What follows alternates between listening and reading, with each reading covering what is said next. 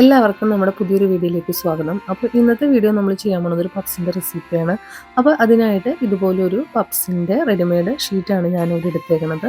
ഞാനിവിടെ സാധാരണ ഇതാണ് മേടിക്കുന്നത്. അതിനുശേഷം ഒരു പാൻ അടുപ്പത്ത് വെച്ച് അതിലോട്ട് കുറച്ച് വെളിച്ചെണ്ണ ഒഴിച്ചു കൊടുക്കുക. ഇതിലേക്ക് ആവശ്യത്തിന് ഇഞ്ചി, വെളുത്തുള്ളി, കറിവേപ്പില, പച്ചമുളക് ഞാനിവിടെ ചേർക്കുന്നില്ല. നിങ്ങൾക്ക് ചേർക്കണമെങ്കിൽ ചേർക്കാം. കുഞ്ഞുങ്ങൾക്ക് കഴിക്കാനുള്ളത് കൊണ്ട് എരിവ് കൂടുതലാവും, അതുകൊണ്ട് ഞാൻ പച്ചമുളക് കൂടെ ചേർക്കാറില്ല. അതിനുശേഷം ഇതിനെ നല്ലപോലെ ഒന്ന് പച്ച മണമൊക്കെ ഒന്ന് മാറുന്നത് വരെ വഴറ്റിയെടുക്കുക. അതിനുശേഷം ഇതിലേക്ക് 3 മീഡിയം സൈസ് സവാള കട്ട് ചെയ്ത് ഇതിലേക്ക് ചേർത്ത് കൊടുത്തിട്ടുണ്ട്. ഇതൊന്ന് നല്ലപോലെ വഴറ്റുക. അതിനുശേഷം ഇതിലേക്ക് കുറച്ച് ഉപ്പ് ചേർക്കുക. ആവശ്യത്തിന് ഉപ്പ് ചേർത്ത് കൊടുക്കുക. ഉപ്പും മഞ്ഞൾപ്പൊടിയും ചേർത്ത് ഇത് ഒന്നുകൂടെ ഇളക്കി ഒരു 5 മിനിറ്റ് ഇതിനെ ഒന്ന് മൂടി വെച്ച് വേവിച്ചെടുക്കുക. സവാള നമ്മൾ ഒരുപാട് ചെറുതാക്കി കട്ട് ചെയ്യരുത്, കാരണം ഇത് നമുക്ക് ഒരുപാട് വഴറ്റി ഇതിനെ കുഴച്ചെടുക്കേണ്ട ആവശ്യമില്ല. അതുകൊണ്ട് നമ്മൾ സവാള കുറച്ച് വലുതാക്കി തന്നെ കട്ട് ചെയ്തെടുക്കുക. നമ്മളൊരു ബേക്കറി സ്റ്റൈലിലാണ് ഇതിൻ്റെ ഫില്ലിങ് തയ്യാറാക്കുന്നത്.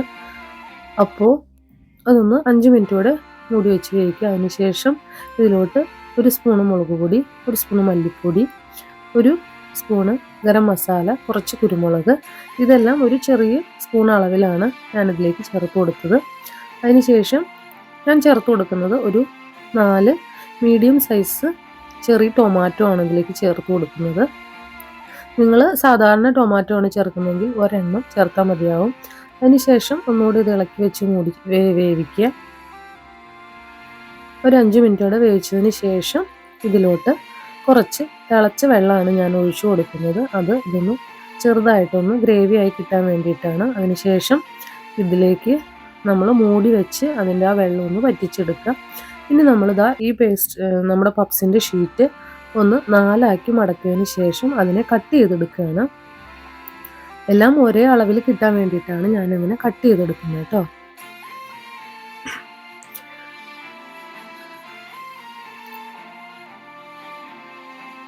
ഇങ്ങനെ കട്ട് ചെയ്തെടുത്ത ഈ ഒരു ഷീറ്റിലേക്ക് നമ്മൾ തയ്യാറാക്കി വെച്ചിരിക്കുന്ന നമ്മുടെ ഈ മസാല കൂട്ടാണ് നമ്മൾ ചേർത്ത് കൊടുക്കാൻ പോകുന്നത് കേട്ടോ. പനിയൊക്കെ ആയിരുന്നു, അതുകൊണ്ട് വോയിസിന് ചെറിയൊരു പ്രശ്നമുണ്ട്. അപ്പോൾ ഇതുപോലെ ഒരു 3 മുട്ട ഞാൻ കട്ട് ചെയ്ത് ഹാഫാക്കി ഇതിനെ ഒന്ന് കട്ട് ചെയ്തെടുത്തിട്ടുണ്ട്. ഇനി ഇതിലോട്ട് 1 സ്പൂണ് വെച്ച് നമ്മൾ ഓരോ സ്പൂണ് മസാല ഇതിൻ്റെ ഓരോ ഷീറ്റിലും നമ്മൾ വെച്ച് കൊടുത്ത് അതിന് മുകളിൽ നമ്മൾ ഹാഫ് ബോയിൽഡ് എഗ്ഗും വെച്ച് കൊടുക്കുകയാണ്. ഈ 2 ഷീറ്റ് ഞാനിവിടെ സെപ്പറേറ്റ് ആയിട്ട് ചെയ്തേക്കുന്നത്. നിങ്ങൾ മുട്ട കഴിക്കാത്തവരാണെങ്കിൽ നിങ്ങൾക്ക് ഇതുപോലെ മുട്ട ഇല്ലാതെ നിങ്ങൾക്ക് തയ്യാറാക്കി എടുക്കാം കേട്ടോ. അതിന് ശേഷം ഇതിനെ നമ്മൾ മടക്കിയെടുക്കുക. ഇതിനെ ക്രോസാക്കി അങ്ങോട്ടും ഇങ്ങോട്ടും കൂടി അതിനെ ഒട്ടിച്ചു കൊടുക്കുക. ഒട്ടിച്ചു കൊടുക്കാനായിട്ട് ഞാനിവിടെ പച്ചവെള്ളമാണ് ഉപയോഗിച്ച് ഒട്ടിച്ചു കൊടുക്കുന്നത്. നമ്മളല്ലെങ്കിൽ ഇത് ഓവനിൽ വെക്കുന്ന സമയത്ത് ചൂട് വരുമ്പോൾ ഇത് തുറന്നു പോകും. അങ്ങനെ തുറന്നു പോകാതിരിക്കാനായിട്ടാണ് ഇതുപോലെ ഒട്ടിച്ചു കൊടുക്കുന്നത് കേട്ടോ. ഇതിപ്പോൾ ഞാൻ ചൂടോടെ മസാല വെച്ചത് കൊണ്ട് ആ മാവൊന്ന് ചെറുതായിട്ട് പൊട്ടിപ്പോയിട്ടുണ്ട്.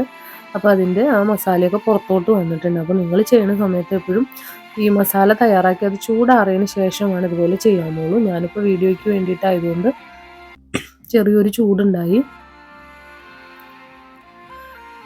ഇനി ഇവിടെ മുട്ട വയ്ക്കാത്തത് ഞാൻ അതിൻ്റെ ഷേപ്പ് ഒന്ന് മാറ്റി ഒരു ഹാർട്ടിൻ്റെ ഷേപ്പിലാണ് ചെയ്ത് കൊടുക്കുന്നത്. ഒരു ലവ് ഷേപ്പിലാണ് ഞാൻ അതിനെ ചെയ്തെടുത്തേക്കുന്നത്. അത് മുട്ടയില്ലാത്തത് തിരിച്ചറിയാൻ വേണ്ടിയിട്ടാണ് കേട്ടോ. അതിന് ശേഷം ഇതുപോലെ ഒരു മുട്ടയുടെ മഞ്ഞയും വെള്ളയും നന്നായിട്ട് ബീറ്റ് ചെയ്ത് ഇതിൻ്റെ മുകളിലൂടെ ബ്രഷ് ചെയ്ത് കൊടുക്കുക. അതിൻ്റെ നമ്മൾ ബേക്കായി വരുമ്പോൾ അതിൻ്റെ മുകളിൽ ആ ഒരു കളർ കിട്ടുന്നത് ഇങ്ങനെ നമ്മൾ മുട്ട ബ്രഷ് ചെയ്യുന്നതുകൊണ്ടാണ് കേട്ടോ. അതിന് ശേഷം ഇത് നമ്മുടെ ഓവനിൽ വെച്ചിട്ട് ഒരു 15 മിനിറ്റ് നിങ്ങളുടെ ഓവൻ്റെ ചൂടനുസരിച്ച് നിങ്ങൾക്ക് ഇതിനെ ബേക്ക് ചെയ്ത് എടുത്താൽ ഇതുപോലത്തെ അടിപൊളി പപ്സ് നമുക്ക് തയ്യാറാക്കി എടുക്കാം.